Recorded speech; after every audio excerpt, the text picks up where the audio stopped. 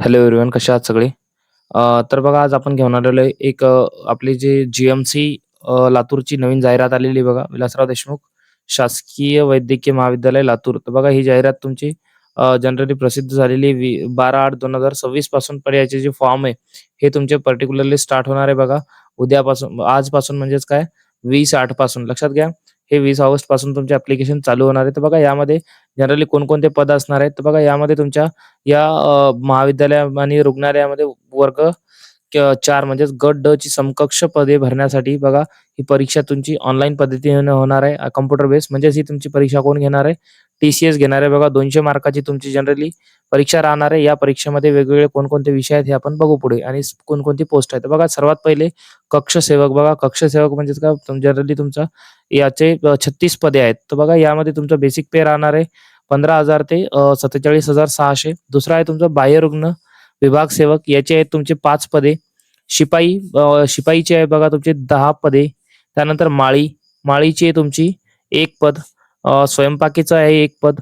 क्षकिरण सेवक 1 पद. प्रयोगशाळा परिचर 1 पद म्हणजे लॅब असिस्टंट. रक्तपेढी परिचर 1 पद. अपघात विभाग सेवक 1 पद. त्यानंतर सहाय्यक स्वयंपाकी 4 पद. पहारेकरी 5 पद. न्हावी 4 पद. धोबी 3 पद. तर असे बघा, टोटल जर बघितले आपण तर टोटल तुमचे असे 79 म्हणजे 79 पदे आहेत या जी मध्ये. त्यानंतर बघा, सपोज जर बघितलं आपण तर एक वेळोवेळी तुम्हाला एक या वेबसाईटवरती ही जी Vilasrao Deshmukh government medical college जो लातूरचा आहे, याची या वेबसाईटवरती ही नोटिफिकेशन पब्लिश केलेली आहे. बघा, आपण यामध्ये तुमची सविस्तर जाहिरात यामध्ये बघणार आहे. तर बघा, सपोज जर बघितलं आपण तर हे तुमच्या आरक्षणासंदर्भात आहेत.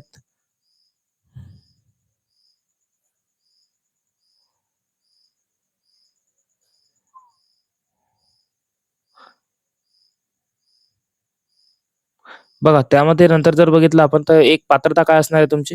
भारतीय नागरिकत्व. वयोमर्यादा जर बघितली आपण तर 20/8/2026 मध्ये खुल्या प्रवर्गातील उमेदवारांसाठी कमीत कमी 18 व जास्तीत जास्त 38 वर्ष ही तरतूद असायला पाहिजे आणि मागासवर्गीय उमेदवारांसाठी 18 ते 43 वर्ष असायला पाहिजे 25 एप्रिल 2016 च्या निर्णयानुसार. त्यानंतर बघा, तुमच्या सोबत त्यामध्ये तुमचे एक जे नॉन क्रिमी लेयर प्रगत गटांमध्ये नॉन क्रिमी लेयर असणे आवश्यक आहे. कोणाकोणाला लागेल? विजा अ, भ, ज, ब, भजक आणि भजड या सर्वांना तुमचे नॉन क्रिमी लागणार आहे. त्यानंतर बघा, यामध्ये जर बघितलं आपण तर पदवीधरक अंशकालीन विद्यार्थ्यांसाठी एक तुमची 55 वर्षाची अट राहील. त्यानंतर स्वातंत्र्य सैनिकांचे जे पाल्य आहेत किंवा जनगणना कर्मचारी 1991 ते 1994 यांच्यासाठी पर्टिक्युलरली जर बघितलं आपण तर 45 वर्ष इतकी राहील. खेळाडू उमेदवारांसाठी ही जी वयोगणना यामध्ये तुम्हाला 5 वर्षापर्यंतची सूट भेटणार आहे म्हणजे 43 वर्ष. त्यानंतर बघा, दिव्यांग उमेदवारांसाठी 45 वर्ष इतकी आहे. त्यानंतर बघा, नेक्स्ट जर बघितलं आपण सेकंड,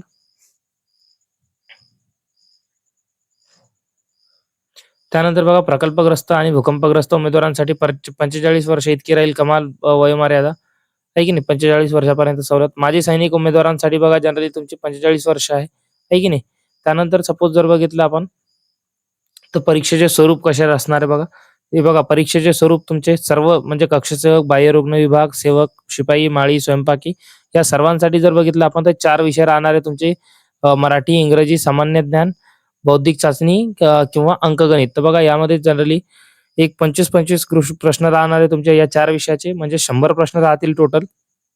आणि ही एक्झाम तुमची 200 गुणांची आहे. किती गुणांची आहे? 200 गुणांची. म्हणजेच काय, सपोज जर बघितलं आपण तर एका प्रश्नाला 2 गुण असणार आहेत तुमचे. तर यामध्ये बघा, हे सिलेबसचं स्क्रीनशॉट काढून घ्या तुम्ही. एक जनरली तुमचा 2 तास वेळ आहे. यामध्ये तुम्हाला बघा मराठीचं दिलेलं आहे. आता जे आपण बघा मागच्या वेळेस कामगार विभागाची पेपर झाला, त्यानंतर आपल्या मापसूचा पेपर झाला. तर यावरून आपल्याला एक अंदाज येऊ शकतो की टी-सी-एसचा जो बदलता पॅटर्न आहे, जो चेंज होणारा पॅटर्न आहे, त्यानुसार आपल्याला कसे प्रश्न बघायला भेटतील. तर आपण एक नवीन सीरीज लॉन्च करणार आहे बघा लवकरच या परीक्षेसंदर्भात. त्यानंतर बघा, सेकंड जर बघितलं आपण तर परीक्षेचे स्वरूप बघा कसे आहे तुमचे. वस्तुनिष्ठ बहुपर्यायी आहे. त्यासोबत प्रत्येक प्रश्नाला 2 गुण आहेत आणि ही तुमच्या एस-एस-सी लेव्हलला आहे. लक्षात घ्या, एस-एस-सी लेव्हलला.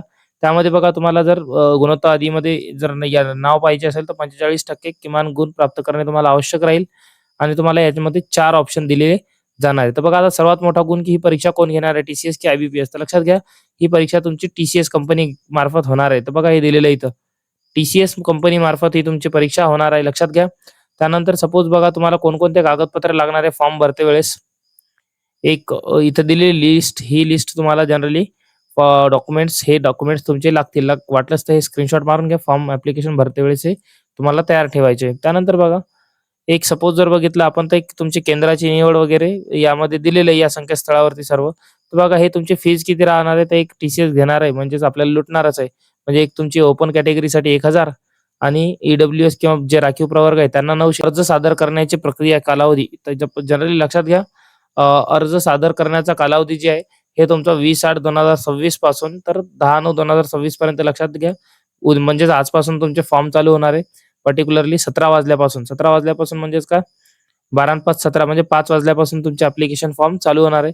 त्यानंतर बघा, ऑनलाईन पद्धतीने वित्त परीक्षा भरण्याचा दिनांक, म्हणजे एक पर्टिक्युलरली तुमची जी पेमेंट करायची ही तुम्ही 10/9 म्हणजे 10 सप्टेंबर रात्री 12 वाजेपर्यंत करू शकता. परीक्षेचा दिनांक कालावधी बघा तुम्हाला उमेदवारांच्या हे जनरली वेबसाईटवरती पब्लिश केला जाईल.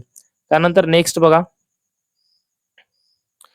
निवड सूची कालमर्यादा. तर लक्षात घ्या, निवड सूची तयार केलेली निवड सूची एका वर्षासाठी निवड सूची करताना दिनांकाच्या स्थगित पदे विचारात घेण्यात येईल. बघा लक्षात घ्या, एका वर्षासाठी ते पात्र राहतील. त्यानंतर बघा, तुमचा जो प्रमाणपत्र हे परीक्षेच्या जनरली 10-20 दिवस अगोदर जमा होईल.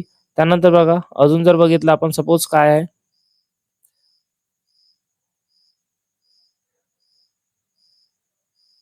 एक बघा, तुमचं आता या एक्झाममध्ये तुमचं एक टाइम राहणार आहे. लक्षात घ्या, टायमर राहणार आहे.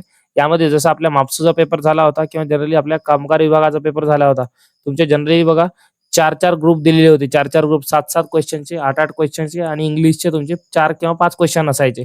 तसे तुमचे 25-25 क्वेश्चनचे 4 ग्रुप राहतील आणि एक पर्टिक्युलर जर बघितलं आपण, तर एक तुमचे 30 मिनिट वेळ राहील प्रत्येक ग्रुपला. लक्षात घ्या, हे 4 ग्रुपमध्ये काही जणांचे काय व्हायचं, की नवीन जे आहेत एक्झाम देणारे, त्यांचा एक ग्रुप लास्टचा जे 7 क्वेश्चनचा राहिला टेक्निकलचा कामगार विभागामध्ये, तो बहुतांश स्टुडंटचा राहिलेला होता. तर ही गलती करू नका बघा, आतापासूनच प्रॅक्टिस करा याची तुम्ही. एक 4 ग्रुपमध्ये तुमचं जनरली दिलेलं असणार आहे आणि त्यामध्ये तुमचे 25 क्वेश्चन्स आणि 30 मिनिटासाठी असणार आहे. त्यानंतर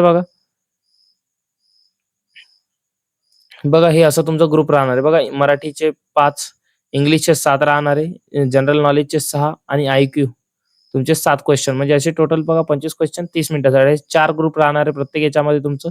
आणि यामध्ये तुमचं लक्षात घ्या, ही मल्टिपल शिफ्टमध्ये होणार आहे. यांनी असं अगोदरच सांगितलेलं आहे. त्यामुळे नॉर्मलायझेशनचा फॉर्म्युला पण त्यांनी दिलेला आहे. त्यानंतर नेक्स्ट जर बघितलं आपण, तर बघा, हे रिक्त पदांची संख्या आता 36 पदे आहेत कक्षसेवकची. यामध्ये बघा, सपोज तुमच्या जनरली जर बघितलं आपण, एक पदसंख्या, अनुसूचित जातीला 1 पद आहे, ते पण सर्वसाधारण ओपनचं आहे. अनुसूचित जमातीसाठी 2 पदे आहेत, एक सर्वसाधारण आहे आणि एक महिला आहे. त्यानंतर बघा, विजा अ, विजा भ आणि विजा क यांना जनरली जागाच नाहीये. त्यानंतर विजा ड ला बघा 1 जागा आहे, ती सर्वसाधारणची. विशेष मागास प्रवर्ग यांना नाही 1 पण जागा. इतर मागास प्रवर्ग 6 जागा आहेत, लक्षात घ्या. यांना 2 आहेत सर्वसाधारण, 2 आहेत महिला, 1 आहे माजी सैनिक आणि 1 आहे पदवीधर अंशकालीन, लक्षात घ्या. त्यानंतर बघा, आर्थिक दुर्बल घटक 5 जागा आहेत. यामध्ये तुमच्या 1 आहे सर्वसाधारण, 2 आहे महिलांना, 1 आहे तुमच्या माजी सैनिकाला आणि 1 आहे आपल्या अंशकालीन प्रकल्प, एक अंशकालीन तुमचा कर्मचारी यांना, आहे की नाही. त्यानंतर बघा, एक अराखीव पोस्टमध्ये त्यानंतर बघा, सामाजिक आणि शैक्षणिक मागासवर्ग, आहे की नाही. सामाजिक आणि शैक्षणिक मागासवर्ग यांना जर बघितलं आपण, 6 जागा आहेत. 2 आहेत सर्वसाधारण, 2 महिला, 1 राहील तुमच्या माजी सैनिक आणि 1 आहे अंशकालीन पदवीधर. त्यानंतर बघा, अराखीवमध्ये 15 पदसंख्या आहेत. 5 सर्वसाधारणला आहे, 1 महिलेला आहे, 1 दिव्यांग, 2 माजी सैनिक, 1 खेळाडू, 1 अंशकालीन आणि 1 धरणग्रस्त, लक्षात घ्या. तर अशा तुमच्या टोटल 36 पोस्ट आहेत. किती आहेत?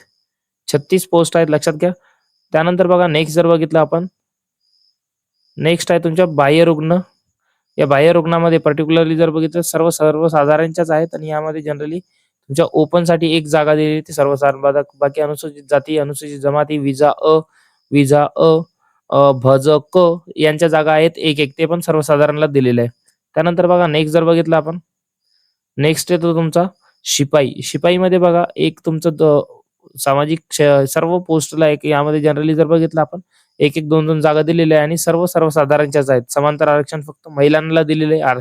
एक ईडब्ल्यूएस मध्ये पर्टिक्युलरली जागा आहे महिलांसाठी स्पेशल. त्यानंतर बघा, नेक्स्ट जर बघितलं आपण, तर माळीची एकच जागा आहे आणि ती पण तुमच्या अनुसूचित जातीची आहे, लक्षात घ्या. माळीची एकच जागा आहे, ती अनुसूचित जातीसाठी आहे. सर्वसाधारण. त्यानंतर बघा नेक्स्ट जर बघितलं आपण तर पदसंख्या तुमची स्वयंपाकी. स्वयंपाकीमध्ये बघा एक आहेत अनुसूचित जाती तुमची पर्टिक्युलरली सर्वसाधारणची आणि दुसरी आहे तुमच्या महिलाची. त्यानंतर बघा भजकला एक आहे आणि एक सर्वसाधारणला आहे. त्यानंतर इतर मागासमध्ये एक पदसंख्या ती तुमच्या महिलांना आहे की नाही. त्यानंतर जर बघितलं आपण सेकंड आहे तुमचं किरण परिचर. ही एक जागा तुमच्या ओपनला आहे सर्वसाधारण. लक्षात घ्या. एक्सरे वाला कोणाकडे जर डिप्लोमा असेल तर ही त्यांच्यासाठी असू शकते. त्यानंतर बघा नेक्स्ट जर बघितलं आपण प्रयोगशाळा परिचर म्हणजेच काय लॅब अटेंडंट.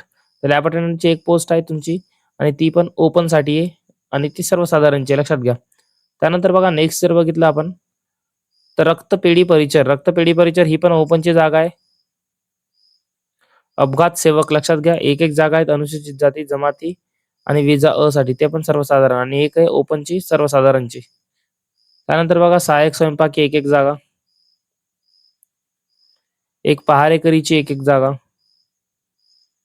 त्यानंतर न्हावीची एक जागा. धोबीची एक जागा आहे. तर अशा या तुमच्या टोटल जागा आहेत लक्षात घ्या. आणि ही सर्व पदे भरण्याची जाहिरात हे बघा तुम्हाला इथं दिलेलं आहे. यानुसार तुमचा असं पूर्ण कार्यक्रम होणार आहे. तर लक्षात घ्या 10 सप्टेंबर ही लास्ट डेट आहे. तर एक वेळेची वाट न बघता तुम्ही लवकरात लवकर जे आहे ते फॉर्म भरून घ्या. कारण की ही जी एक्झाम आहे आपली ही TCS कंडक्ट करणार आहे. कोण कंडक्ट करणार आहे? TCS कंडक्ट करणार आहे. So please do like share and subscribe. Thank you.